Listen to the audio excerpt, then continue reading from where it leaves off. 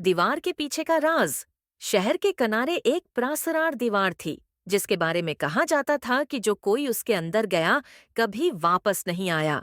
कहानियां मशहूर थीं कि दीवार के अंदर किसी कदीम जादूगर ने अपनी ताकत छिपाई थी, और जो भी अंदर झांकता वो हमेशा के लिए खत्म हो जाता। ज़ारा, एक तजस्सुस भरी और बहादुर नौजवान लड़की, हमेशा उन कहानियों पर यकीन नहीं करती थी, लेकिन इस दीवार के बारे में जो प्रासरारियत थी, वो उसे अपनी तरफ खींच रही थी। एक रात, जब पूरा गांव गहरी नींद में है था, ज़ारा ने फैसला किया कि वो दीवार के पीछे का राज मालूम करेगी। उसने एक टारिच और चाकू अपने साथ लिया और दीवार के पास पहुंची। सर्द हुआ, मैं दीवार की ईंटें जैसे सांस ले रही हूँ।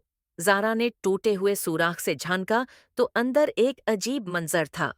एक कदीम बाग, धुंध में लपटा हुआ, जिसके दरख्तों की शाखें इंसानी हाथों की तरह लग रही थीं। ज़ारा ने हिम्मत की और बाग में कदम रखा। हर कदम के साथ जमीन जैसे उसके वजन को महसूस कर रही हो। अचानक इसके उर्द-गर्द आवाजें हो रही थीं। गूंजने लगे सरगोशियां, कहकाए और दर्द भरी चीखें। क्या तुम यहाँ हमें आजाद करने आई हो? एक अजीब, मध्यम आवाज ने ज़ारा को चौंका दिया। ज़ारा ने पलट कर देखा तो एक पत्थर का मुजस्मा था, लेकिन उसकी आंखें हरकत कर रही थीं। वो बोली, कौन हो तुम?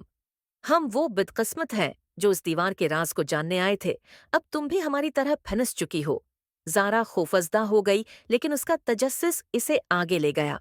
बाग के मरकज में एक कदीम पत्थर का मजार था, जिस पर सुनहरी तहरीर में लिखा था, अगर राज हो, जानना है तो अपनी रूह कुर्बान करो। ज़ारा ने मजार को छुआ और एक जोरदार धमाकी हुआ। वो धुंध से भरी एक और दुनिया में पहुंच गई। यहाँ वक्त जामिद था, परंदे हुआ में परवाने थे और फूल हुआ में लहराए जाते थे।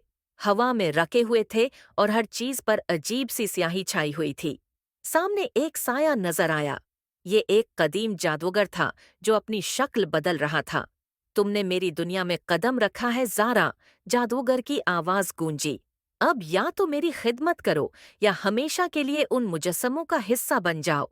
ज़ारा ने अपनी टारच और चाकू निकाला। जादूगर हंसने लगा।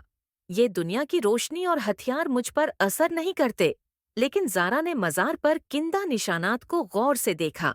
उसे एहसास है, लेकिन ज़ारा ने मजार को शिकस्त देने का वाहिद रास्ता उसके अपने खौफ का सामना करना था। उसने आंखें बंद की और अपनी सबसे बड़ी कमजोरी को कबूल किया।